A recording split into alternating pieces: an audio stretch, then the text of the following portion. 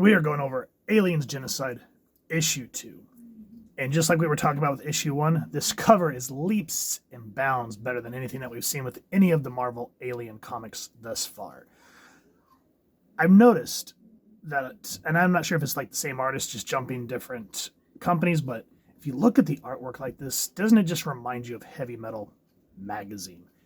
Gorgeous painting of the Xenomorph right here in center, with this Marine just wondering what the hell's going to become of his fate. Now, last issue was on Earth when Daniel Grant was trying to persuade the military so that they could go to the home world of these aliens in this sector to get more Queen Royal Jelly and regular Royal Jelly so that they can continue making Xenozip for the regular market. And Daniel Grant also told the Marines, since the synthetic stuff that they made was what kind of drove different people with different metabolisms insane, he said that he could also supply the defective version to the military so that they can make cheap super soldiers. Now, before we go any further, the story is Mike Richardson. Script is John Arcudi. Penciler is Damon Willis. Inker is Carl Story. Letterer is Jim Massara. And editor was Barbara Kessel. The print date on this was December 1991. Now, this one opens up, and I just love this sort of dream sequence in a sense that we get where it says, Daniel, Mr. Grant, sir, it's time to wake up, Mr. Grant. We've got a lot to do. And I just love these little panels of the eyes against the silhouette. So hop to it. And then we're just treated to this horrific version of the Xenomorph leaping over Daniel Grant. It just makes you wonder, you're just like, oh my goodness, it's just one of those jump scare moments. And he just leaps out of the cryopod, freaking out. I knew that would get you up and around.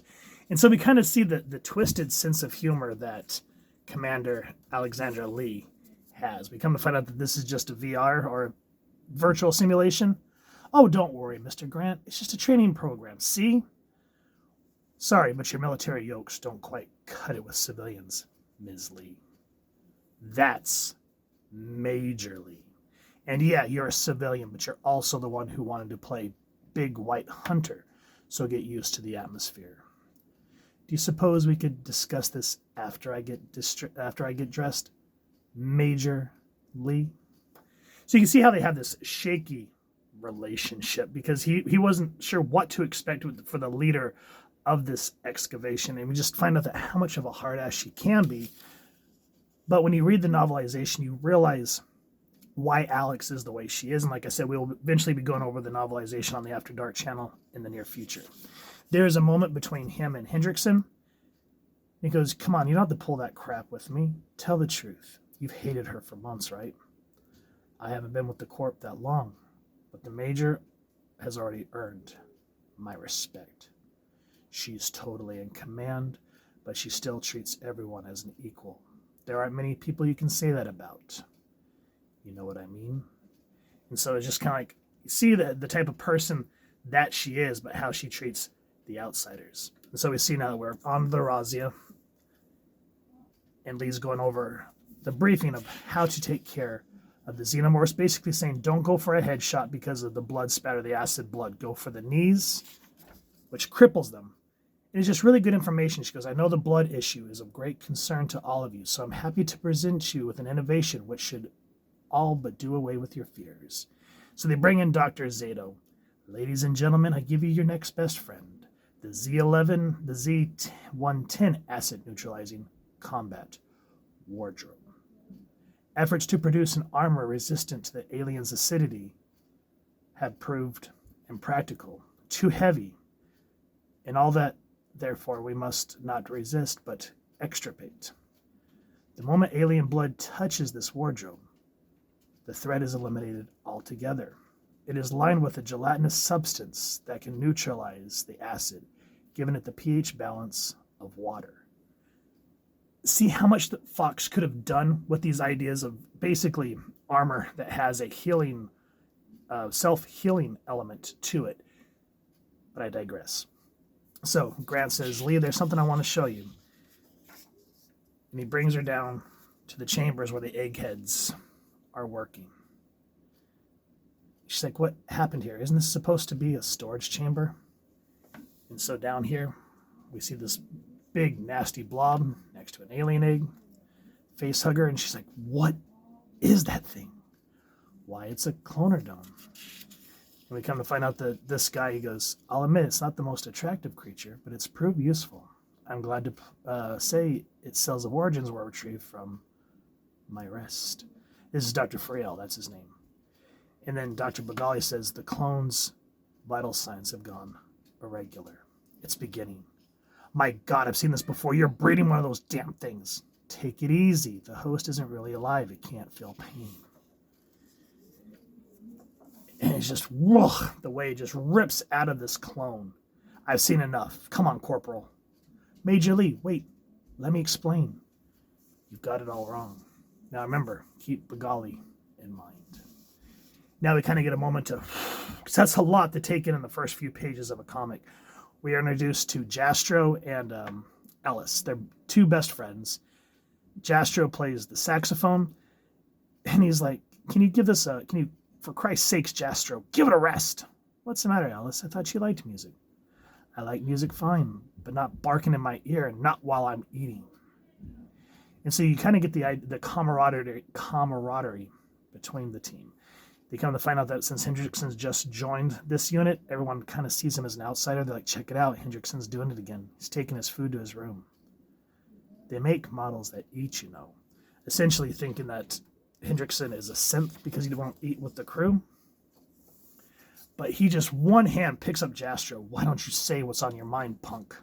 Come on, say it to my face. Say it. He goes, look, man, no one wants any trouble here. Take Jastro's Xenozip. That should make things even. You should see what happens when I take one of those. Nice try, Ellis, but I think I'll pass. And Daniel Grant just nonchalantly picks it up. Corporal, I admire a man who doesn't take any crap. I honestly do. But the truth is, I need every last one of these troops for the operation. You don't have to kiss and make up, but please don't mash his skull in, okay? Thanks.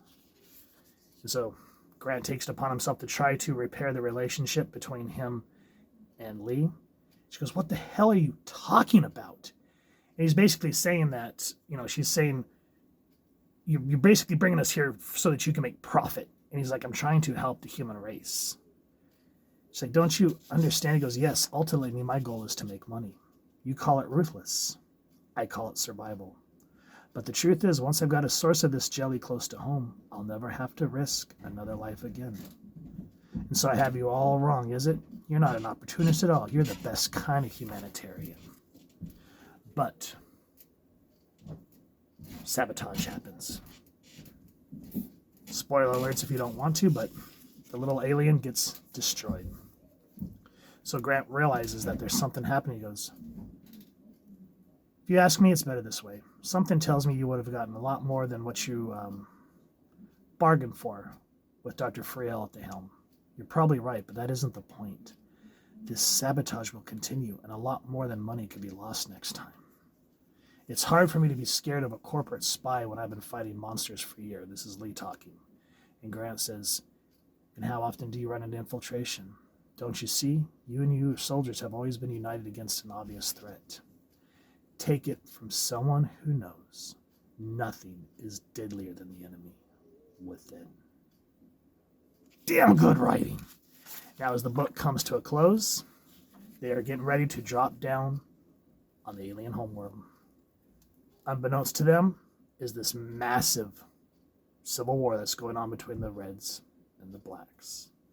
They're thinking it's going to be an easy task without a hitch, and we're about to see the hell that they're going to set down in. So Aliens Genocide issue 2, guys. You can see the artwork's on point. It has that human element to it, just the muted color palette, just enough to just set a tone. Like when Grant is talking about an infiltrator, the reds, the blacked out eyes, just that whole thing that, someone sat down and did the whole Kirby Crackle elements there, chose the color palette instead of just sitting down digitally and doing it. And that's why these comics still stand the test of time. So if you all have enjoyed what you've seen, please first and foremost support your local comic shop or wherever it is like to get your action figures and comics. Grab this series. If you've enjoyed this review, really would appreciate if you take a moment to like, share, and subscribe. Helps the channel more than you could possibly know. And if you don't mind hitting that little Xenozip bell next subscribe, that was a typical content. You guys get notified. Come to the channel, and I love talking with y'all and hearing your thoughts and feedback down in the comments or the socials, which I'll make sure to leave the links down in the description. So with all that said, hope y'all continue to have an absolutely amazing day reading, and happy hunting, everyone.